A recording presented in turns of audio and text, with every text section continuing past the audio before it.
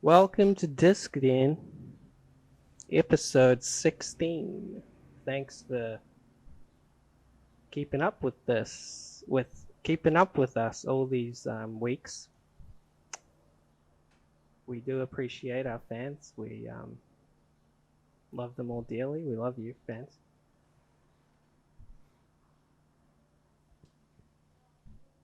That was just a moment of silence because I have been chosen for an experimental laser eye surgery at no cost to myself. And this time next week, I should, if all goes according to plan, never require glasses ever again. Isn't that something? All free. All free. So I'm looking forward to that. Glasses are a pain. If you don't wear glasses, you don't get it. But they get dirty. You got to carry around a little cloth to wipe them. If you don't have the cloth, you got to make sure you're wearing a clean T-shirt. Can't always be done. Can't always be done.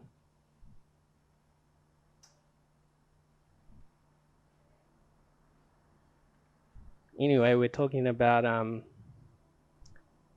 Christian's got an album to talk about. I'll let him introduce it to you all. Hi, everybody. Today we're going to be talking about Seductive Reasoning. It's by Maggie and Terre Roche. Some of you might be familiar with this group, the ROCHES, a trio of singing folky sisters from the late 70s and early 80s and onward into the future. But you might not be familiar with this little record. It's a little more obscure. It's pre-ROCHES technically. It's only two of the Roches. At the time they recorded it, Suzy Roche, the youngest, was too young to be allowed to record music. She still had to engage in schooling, so the older two sisters recorded it without her. I wanted to talk about this record because I have a really personal relationship to it. A couple years ago, when I was in a really dark place, I bought this record at a record shop, and while I was taking it home on the train, I was looking at the cover. It's got two sisters on the cover, sitting casually on the couch, reclining. Au naturel, sort of. A very a naturalistic pose. And as I started gazing into Maggie Roche's eyes on the cover, I started to feel a sort of deep, inevitable connection to her, like I had perhaps known her in a past life or a future one. And when I got home and listened to it, I just started to listen to it over and over and over again. And basically, I feel that Maggie Roche and I have engaged in a love affair.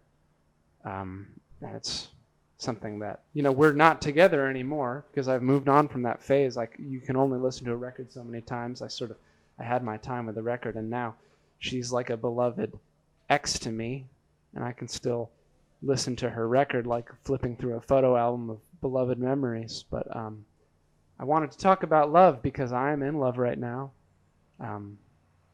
You can see, probably because I'm extra handsome, I've tamed my unscrupulous hair, and I'm not wearing glasses, not because of laser eye surgery, but just to look extra handsome. And so hopefully this episode of Disc Den might inspire love in you viewers and get you to go out and enjoy the lovely springtime. You have anything to say, Jerry, before we get into the nitty-gritty of this record?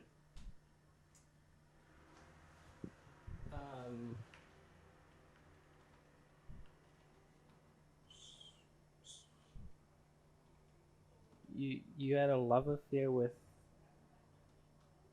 the person on this album? Do you mean in a past life, or what? Or it's a one-sided love affair a few years ago? I was just a bit confused when you started telling us that. Well, it's difficult to say whether or not it was in a past life or what the specifics of it exactly are, but I mean, you can see clear as day that she is looking straight at me, not just like in a coincidental way, but in like a way that has intention, you know, like she's looking at me. We are seeing each other. Okay, let's just get to the review, yeah? Probably not many of you have heard of the Roches, and I must correct you, Christian. I think it's pronounced Roche, actually. But not many of you have probably heard of the Roches. I had heard their self-titled album. I believe it's released 1979, and I wasn't such a fan, to be honest. I heard that a year or so ago, but this one I saw in a record shelf a few months ago, actually, and I put it on, and it's a great time. It's really really good. Uh, the both the sisters are singing like harmonies the entire time, and you don't know which one's the lead singer because they're both very interesting uh, singing voices. There's lovely music throughout, and maybe on the later album with the three sisters, it gets a little silly. You know how siblings get. But this one is just two sisters, and it feels a bit more serious, which is, I think I like it because it's a bit more, not too goofy. There is a song, Wiggly Man. That's probably the silliest song on this album. It's got some silly lyrics. Wiggling man can't stand still. Gonna chew his hand, gonna wiggle till. It's just like pretty silly, but even that one, it's like it's by far the silliest song on the album, and I'm okay with just one song like that. I quite enjoy it actually. Well, that's the thing about the Roches, because they do have a reputation for being kind of silly, kind of funny. The word quirky often gets used to describe them, and I think a lot of the time it's kind of an unfair word. It's not that they're not silly; they are very silly, but the word quirky tends to be very reductive, and it tends to preclude the idea that there is room for seriousness in the songs when a lot of the silly songs are also serious. For Exhibit A, Wigglin' Man. Jerry's right. It is the most silly song on the album, but the lyrics are actually kind of dark. You know, they talk about the wiggling man is a man who is consumed with anxiety. He can't stand still, and the chorus keeps saying, there's gonna come a gal so mellow that's gonna help him settle down. You know, it's gonna help the wiggling man stop wiggling. But at the end of the song, the last verse is wiggling man in a grave getting laid, chewed up hand gripping on a blade. So what that tells you is that the girl who was supposed to calm him down never even showed up, and he died, and he's still wiggling in his grave. And that's something that I just love about the Roches, because they were always melding. Their songs are very narrative, and they often have jokes and humor in them, but they often describe some really real stuff. And I mean, this album is just like, it's young and naive, and it's clearly made by people who don't always have a knack for subtlety, but there's so much beautiful, incisive humor. My favorite track is the first one, Underneath the Moon. That is just an incredible song. The piano is powerful and pounding, and it has this clear melody that rings through. Boom, ba-dum, bum, bum. And the lyrics are this great tongue-in-cheek song about how you shouldn't lose your virginity. Good men want a virgin, so don't you give yourself too soon, except in an emergency, like underneath the moon. You know, sort of like, is the moon shining? Is that really an emergency? You know, it's a sarcastic, it's a little sarcastic tell-off to all the people who will shame girls for liking sex. That's pretty funny. Yeah, maybe there's something to the Roches I'm not quite seeing. I do see on the back they've got all their lyrics. So maybe I'll have a read of them later, because it sounds like there's more than just the music to this story.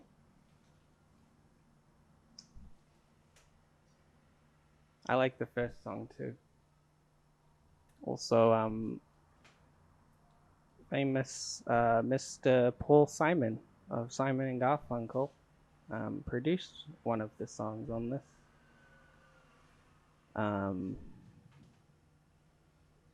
Yeah, one with a really long title. I don't recall it, but sounds like the other songs. But it's interesting to note he was a Roche fan himself.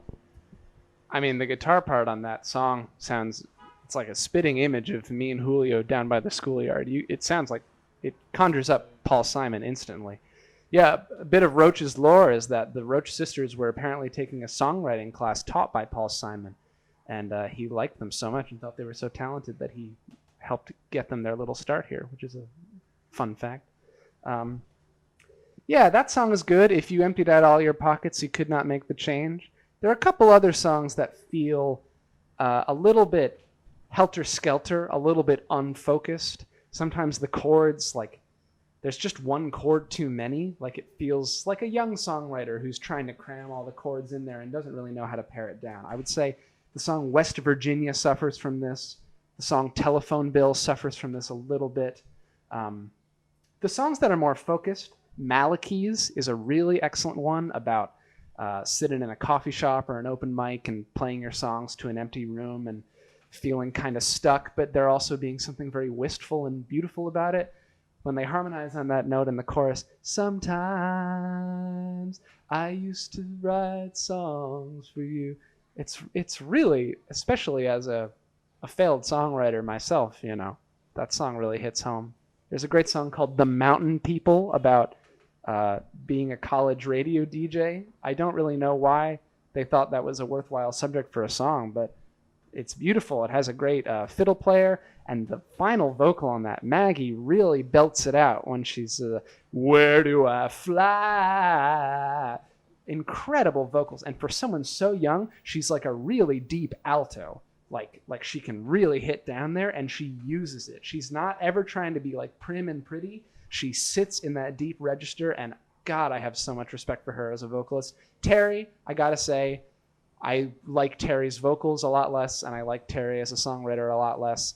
When she sings, sometimes she has a little bit of a vibe like a 15-year-old girl who's like, she's got the solo in the chorus recital, and she's like belting it out a little too much. There's this one part in Malachi's where she goes, hey, hey, hey, and it's really bad, and I love the song except for that part. I cringe every time I hear it. Yeah, ultimately, this is a wonderful album with moments of cringe, the kind that you can only have from girls under the age of 20, you know, or boys under the age of 20. I mean, just young people. They make silly, embarrassing choices sometimes, but they're really raw and they're really honest. This is a totally honest album and genuinely great too. I'm not talking down or being condescending to the Roches. Great songwriters, and this is a document of budding songwriters. And if you're a Roches fan and you don't know this album, it is an absolute essential, I would say. 8 out of 10. 8 out of 10. 8.5 out of 10. Special shout out too to the final song, Jill of All Trades. That's a real downer. That was one that when Maggie sang that one to me, I mean, that was what she sang to me as I was leaving her to enter the next phase of my life. And so it's still a little hard for me to hear it, but you know, I mean, Maggie Roche wrote a song for me. Like, it's a high honor. You made such a hubbub last week with your new rating system. Are you gonna implement that this week over this album? Yes, of course. I was just getting there. This album is an open-hearted Ophelia, something that is almost disarming in how much of its performers it gives to you, in the sense that it's difficult to ignore the performer. You can't really look at it as a cold document, a piece of pure music. It's drenched in context, drenched in personality, and that comes with all of its pros and cons. it makes it quite a personal listen. I love albums like that. Open-hearted Ophelias are really wonderful, really special. All right, yeah, I like this album too. I think it's good to just put on in the background. Don't have to pay too much attention to it. It's pretty easy listening, but yeah, as we've discussed, there's a little more to it as well. If you really open your ears and you have the vinyl, you can read the lyrics, or you can go on the internet and read them, or you can just listen to them and process them yourself. That's always an option too. Yeah, Seductive Reasoning. Pretty good album. I guess that's it for this week. You got anything else? Anything else? Just a special shout out to Merlin. Love you, Merlin. I'm going to have to do one of these at the end of every episode. I hope that's cool. Love you, Merlin. Talk to you later. That's it. Okay. Have a good one, everybody. All right. See you next week.